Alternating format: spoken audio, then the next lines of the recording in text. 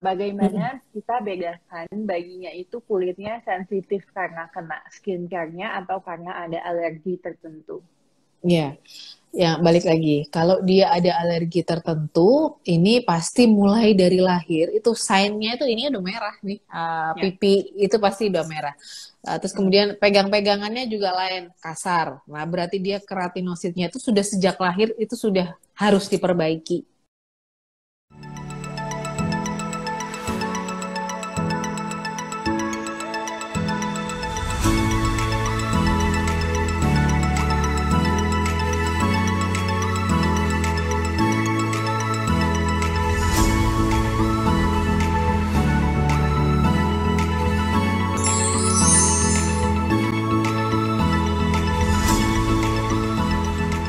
Kulit anak itu bukan miniatur dewasa ya. Kita tahu sendiri pada saat bayi lahir, terus kemudian dia tuh di dalam perut ibu tuh dia banyak cairan di situ. Jadi dia terbiasa untuk hidrasi kulitnya itu banyak ya waktu di perut ibu. Pada saat dia keluar dilahirkan, nah ini kan belum sempurna semua ininya sel-selnya belum sempurna, kemudian kemampuan dan adaptasinya juga belum sempurna. Nah pada saat dia lahir itu suhu turun drastis, Dokter Messi ya. Jadi apa Oke. namanya suhunya turun drastis. Nah disitulah peran perawatannya tuh di situ. Jadi awal itu yang pertama bayi tidak boleh sering-sering dimandikan ya pada saat awal itu kan pasti kita lihat dan mesti kan sering ya kalau SC atau apa kan langsung dibuat oleh anduk. Ya. Nah di situ karena suhunya itu turun drastis. Nah di situ apa namanya peran kulit sebagai pengatur suhu itu sangat penting gitu Dokter Mesti. Intinya tuh di situ gitu. Jadi tidak sama dengan kulit orang dewasa yang apa namanya kan biasanya orang kan oh anak kecil miniatur dewasa sama aja gitu. Ternyata itu nggak sama karena memang dia belum berkembang sesuai dengan ininya sesuai dengan fungsinya gitu. Jadi lebih lemah lah gitu ceritanya. Oke, baik. Tadi kan Dokter Lala menyinggung soal mandi ya, jangan terlalu sering. Mm-mm. Memangnya Iya sebaiknya betul. bayi baru lahir itu berapa kali sih mandi sehari? Mm-mm. Bayi baru lahir itu sekali saja, Dokter Messi. Jadi sekali saja, terus kemudian dia nggak lebih dari 10 menit ya.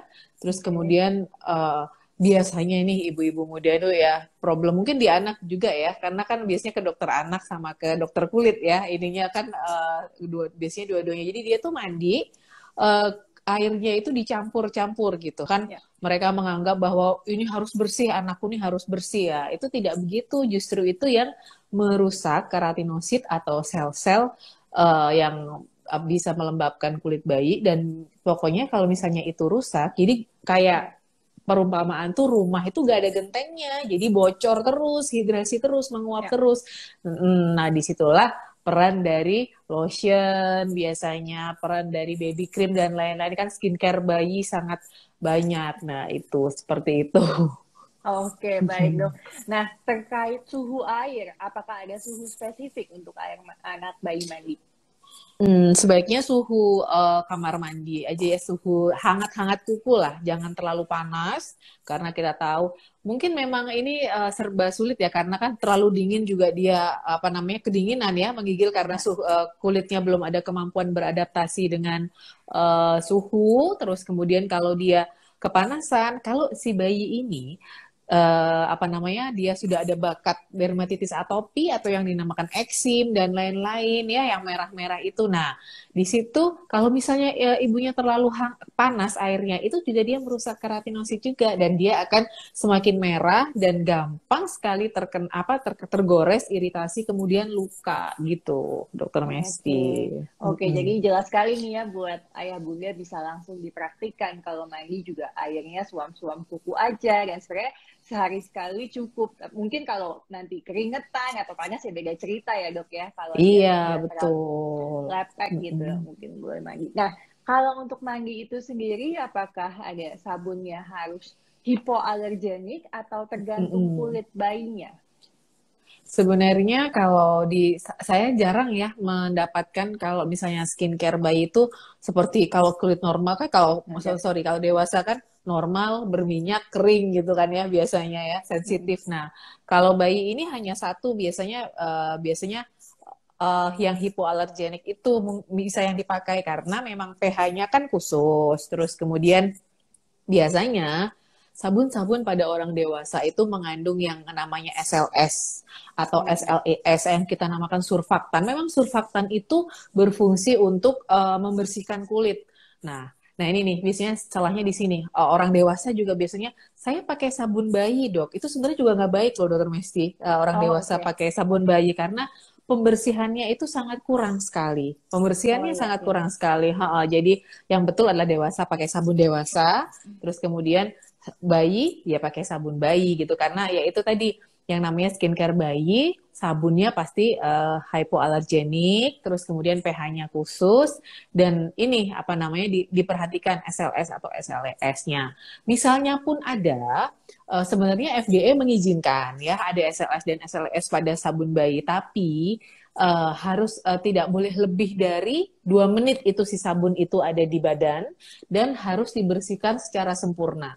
Kalau ibu-ibu atau mama-mama bisa menjamin itu, maka tidak ada masalah walaupun sabunnya itu mengandung SLS atau SLES yang katanya toksikogenik itu, tapi sudah ada penelitian dia tidak akan mengakibatkan apa-apa kalau sekian menit itu tadi. Ya, intinya di situ. Apakah anak itu sebaiknya mandi dengan air di bak, dicemplungin, atau sebaiknya mandi dengan shower aja gitu? Iya, Atau malah sebenarnya wastafel aja? bayi atau bayi ya? Bayi deh, bayi. Bayi kalau bayi dicemplung aja kan biasa ya. Seperti kalau shower kan nanti kita kesulitan untuk memandikan dia karena dia kan belum bisa berdiri. Ya, kalau anak-anak kalau sudah bisa belajar berdiri bolehlah dengan shower. Boleh dengan shower. Sebenarnya nggak apa namanya. Nah, tapi kalau memang kalau mandi cemplung itu dia lebih kedinginan. Lebih kedinginan ya karena kan di air terus, tapi dia kan sudah terbiasa dengan apa kondisi ibu yang apa namanya yang di perutnya itu dia terbiasa dengan apa namanya diliputi oleh cairan. Jadi saya rasa nggak apa-apa itu dokter Mesti. Yang saya bikin penasaran itu kalau misalnya kan mandi di bak, dicemplung gitu kan, bayinya disabunin, terus kan airnya bercampur tuh sama sabun-sabun yang bekas dia mandi. Nah, kemudian untuk bilas anaknya mandi itu sebaiknya bagaimana? Habis bercampur itu dibilas dengan shower karena kan pasti bekasnya bekasnya ini kan kita kan tujuannya itu untuk supaya kotorannya ini kan kalau nyabunin. Nah, itu kan terus kemudian ini tapi pasti kalau terakhir tapi ribet juga ya kalau nggak ada shower gimana ya kan? Ya udah dikasih aja gayung gitu sekali selesai. Gitu aja. Jadi baik, disisakan satu gayung mungkin, aja. Sebisa mungkin ini dulu belum nyampur ya dok ya. Yang belum nyampur dengan sabun yang habis dengan kotorannya itu tadi. Baik dok, jelas sekali. Jadi bagaimana dok cara membedakan bayi-bayi yang memang ada dermatitis atopi atau memang ini memang karena masih bayi masih awal nih, masih cukup muda, jadi memang kulitnya sensitif. Ya, jadi ada kelainan-kelainan pada bayi yang nanti membaik pada usia 3-5 tahun. Ya, seperti contohnya jerawat pada bayi. Ya, itu sering tuh. Ini baru bayi kok masih bayi kok udah jerawatan sih, padahal dia milia aja, milia merah ya. Milia itu miliaria rubra, jadi kayak birang keringat. Itu sebenarnya dia akan nanti menghilang pada usia biasanya 6 bulan ke atas atau 1 tahun lah, itu dia akan menghilang sendiri kan, dan itu artinya dia penyakit itu bersifat transient atau sementara. Nah itu ibu-ibu tidak usah khawatir. Jadi kalau misalnya ada bayinya kelainan itu dia akan timbul sendiri, gak usah dikasih salep. Biasanya ibu-ibu tuh kasih bumbu-bumbu dapur gitu dokter Mesti ya, terus di kompres ini yang mengakibatkan semakin iritan dan semakin merah.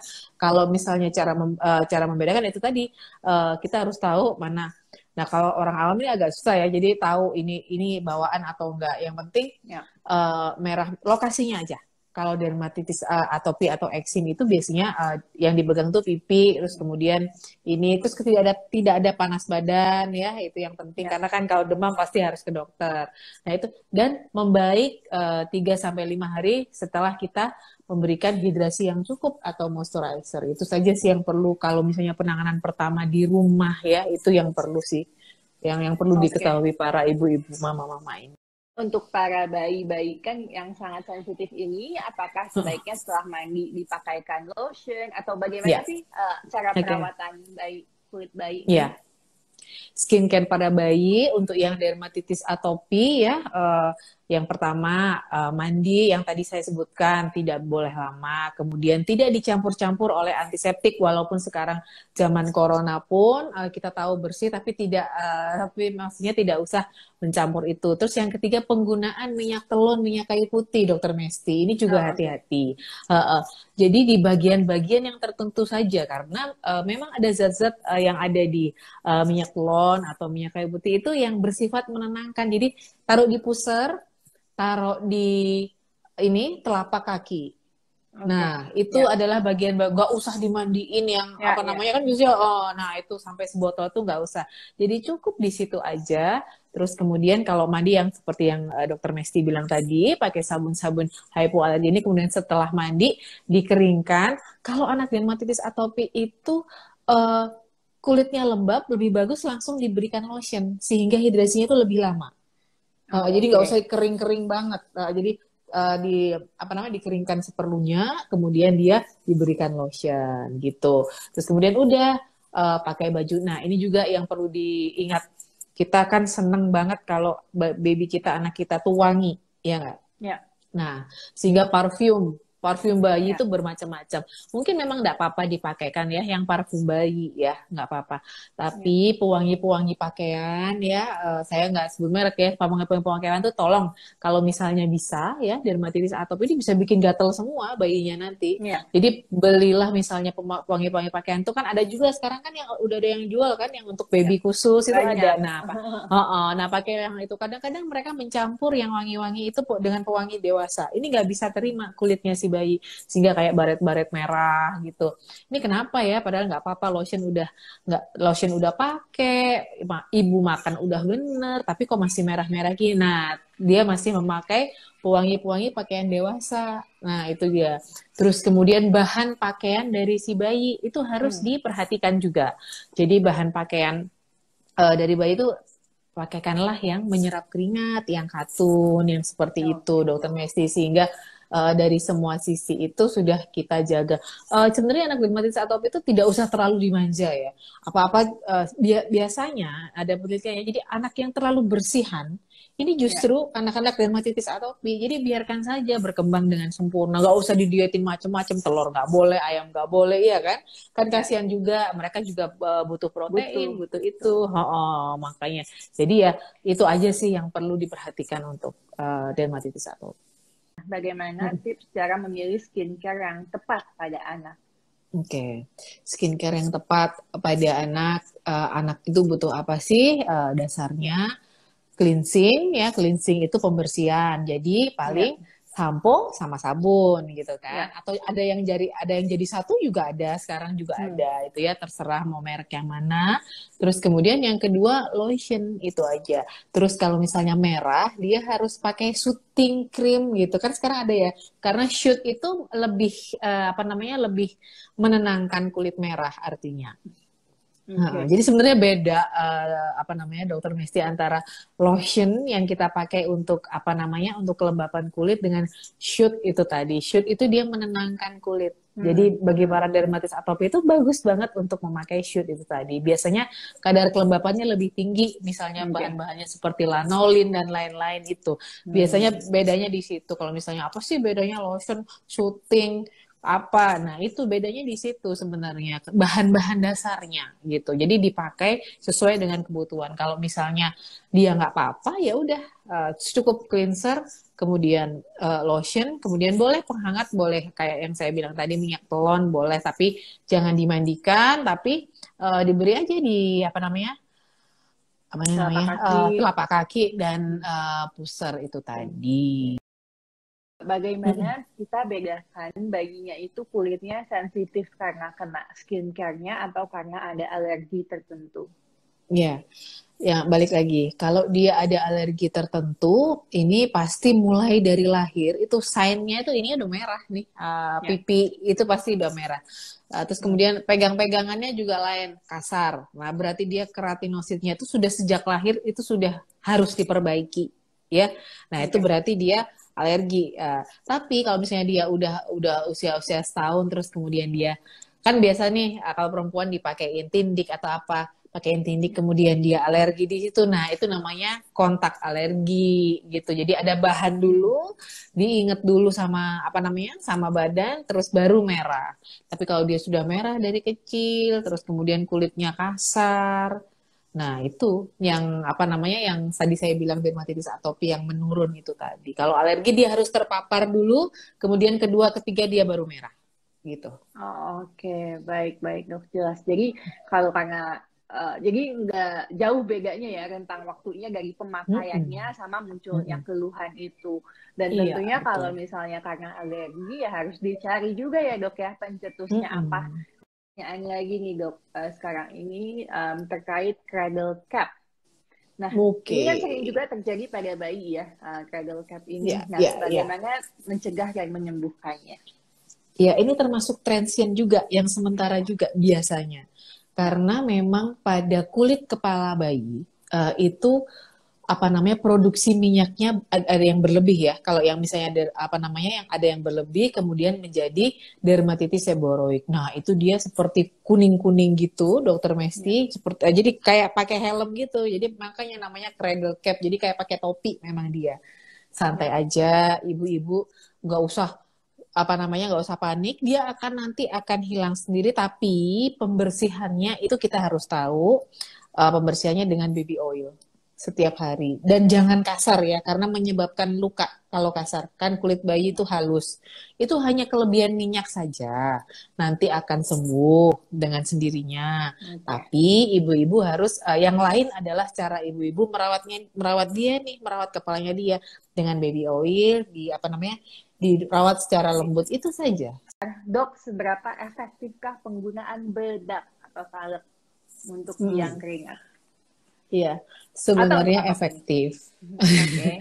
Efektif, efektif. Tapi yang perlu diingat ya kan sekarang itu bedak-bedak itu ada yang dari cornstarch, apa namanya talcum ya, ada yang namanya talcum powder, terus kemudian ada yang dari bahan-bahannya jagung.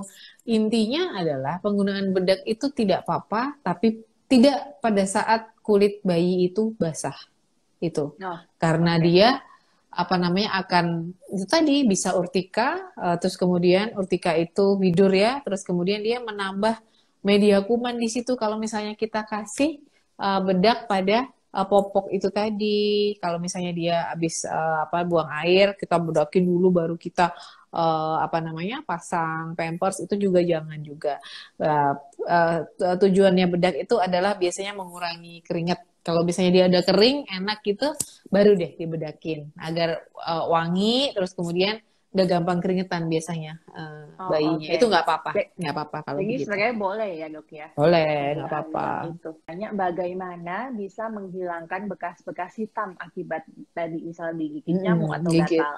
jangan dikasih pemutih loh ya nanti dikasih hidrokuinon lagi, Ya, ya, ya, dikasih ya. hidrokuinon dikasih vitamin C. Nah itu tadi anak-anak ini akan punya kemampuan untuk regenerasi sel kulit mati itu masih bagus. Terus kemudian ada kemampuan untuk wound healing atau perbaikan luka. Jadi jaga aja agar barrier kulitnya itu bagus. Barrier itu pertahanan. Pertahanan itu yaitu tadi kalau misalnya agak kering diberi pelembab. Jadi kalau misalnya kita megang kulit bayi kasar itu sama dengan kalau kita bangun rumah batu bata dengan semen, nggak ada semennya.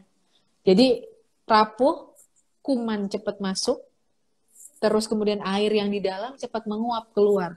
Itu. Nah, itu Oke. perumpamaannya. Jadi tidak kokoh fondasi itu si kulit ini tadi. Nah, itu. Oke. Nah, jadi perbaikilah barrier kulit itu bukan hanya dengan lotion aja, mungkin dengan cara mandinya dia. Semua Dokter Mesti yang saya bilang tadi, cara pemilihan apa namanya baju, terus kemudian pemberian pewangi dan lain-lain. Oke, baik Begitu. dokter Lala, jelas sekali, terima kasih. Tapi mungkin bisa ke dokter kulit juga kali ya kalau misalnya ada Bisa. bekas yang susah hilang kayak misalnya terlalu lama Mm-mm. gitu.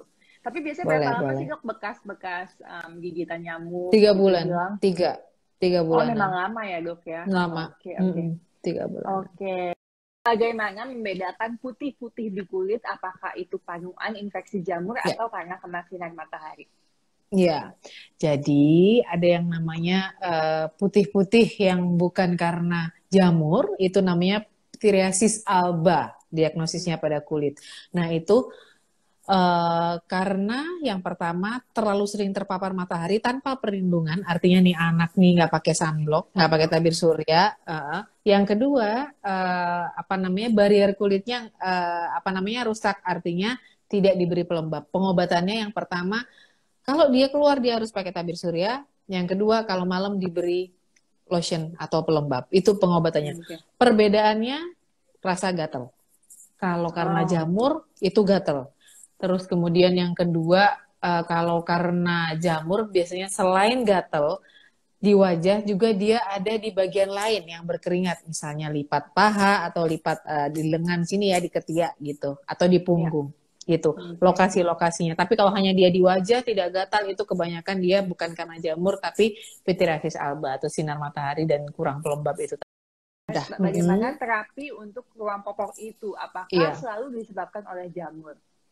Ya, ruam popok atau kemerahan itu biasanya kan terjadi karena jamur Candida ya. Oke. Terapinya pasti sebelumnya kita harus pakaikan zinc dulu pada anak ini agar kulitnya lebih kuat tujuannya, agar tidak cepat terjadi lembab ini tadi. Tapi kan agar tidak terjadi pertumbuhan jamur. Tapi ya kalau misalnya kita loss, dia ada bintik-bintik merah atau merah, itu obatnya golongan-golongan azol, Dokter Mesti. Azol, Oke. salep-salep golongan azol. Itu obatnya. Oh, oke. Oke, baik Mm-mm. dok. Nah, kalau yang tadi, apakah pemberian diaper cream gitu atau krim yang mengandung zinc itu boleh setiap Mm-mm. hari diberikan untuk di Boleh, boleh ya. Jadi boleh, barrier boleh. ya tadi ya, kembali lagi Barrier. Mm-mm. menambahkan Oke. barrier ya. Jika anak mengalami masalah kulit dok, ya apakah itu dermatitis atopi atau yang lain, kapan sih harus dibawa Mm. ke dokter? Nah, kapan harus dibawa ke dokter? Kalau dengan pencegahan yang saya bilang tadi, dengan lotion dan kompres, dia tidak membaik 3 hari. Nah, itu sudah harus ke dokter. Oke. Karena begini, Dokter Mesti, sekarang itu penggunaan obat-obat bebas steroid ini sudah apa namanya umum sekali. Mereka beli Ya. sendiri ya. Alhasil nanti kulitnya si bayi ini putih loh. Ya. Jadi akan terjadi perubahan warna dan memang sih bisa balik karena dia masih bayi, tapi akan jelek dulu gitu nanti karena kan penyesuaian pigmen pasti lama sembuhnya, nggak seminggu 2 minggu tapi bulan gitu, Dokter Mesti. Ya. Ya, ya, ya, jelas sekali. Mm-mm. Jadi waspada ya ayah bunda untuk nggak mudah memberikan salap steroid ya. Bagaimanapun itu juga obat yang cukup Mm-mm. keras juga, Iya, maksudnya ada bisa ke efek dokter sampingnya anak atau juga. ke dokter Ya, kulit. bisa Mm-mm. langsung ke Betul. dokter kulit atau ke dokter anak. Dan juga sampai kapan sih anak atau bayi itu harus memakai produk bayi atau anak dan kapan boleh beralih ke produk biasa atau dewasa? Ya, pertanyaan bagus nih. Jadi, apa namanya, 5 tahun, Dokter Mesti, anak-anak Oh, itu oke. sudah harus diperkenalkan dengan sabun keluarga, gitu. Oke. Nah, mulailah diperkenalkan sebagai sabun keluarga. Nanti kalau kemudian dia nanti 4 hari, 5 hari agak kasar, oh berarti tidak cocok ini, berarti harus yang ini. Jadi trial and error memang. Oh, oke. Tapi yang dia bisa adaptasi atau dia mulai diperkenalkan dengan sabun keluarga kita, sabun keluarga, maksudnya sabun mama papa. Jadi kan satu biasanya kan jadi satu kan, yang Ya, sabun cair gitu, itu ya. usia 5 tahun, udah Oh, boleh. oke. Usia 5 tahun ya, dok. Iya, untuk para ayah bunda yang lagi nonton tentang anak official dan dokter anakku ya, jadi kulit bayi atau anak itu tidak sama dengan kulit orang dewasa. Perlakukanlah atau rawatlah kulit anak ini sebagaimana mestinya. Penggunaan sabun, lotion, dan kemudian penggunaan antiseptik yang berlebihan itu tolong dihindari sehingga kulit anak atau kulit bayi ini tetap terjaga gitu.